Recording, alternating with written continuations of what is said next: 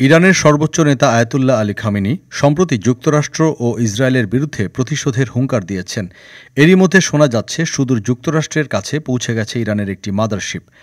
Jerusalem পোস্টের একটি প্রতিবেদনে বলা হয়েছে, মার্কিন রিপাবলিকান দলীয় একজন আইন প্রণেতা জেফ ভ্যান ড্রিউ দাবি করেন দেশটির পূর্ব উপকূলে অবস্থান নিয়েছে ইরানের ওই মাদারশিপ, আর সেই শিপ থেকে ড্রোন উড়াচ্ছে ইরান।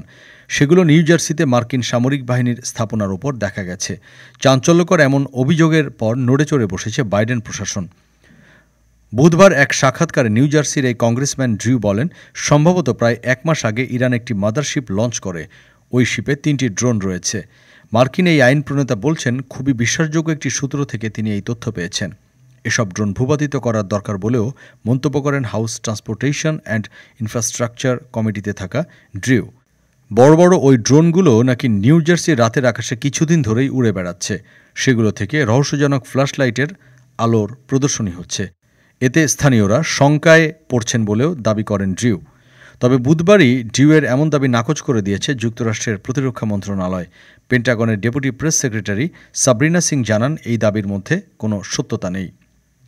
ডেস্ক রিপোর্ট, আজ বার্তা, ঢাকা।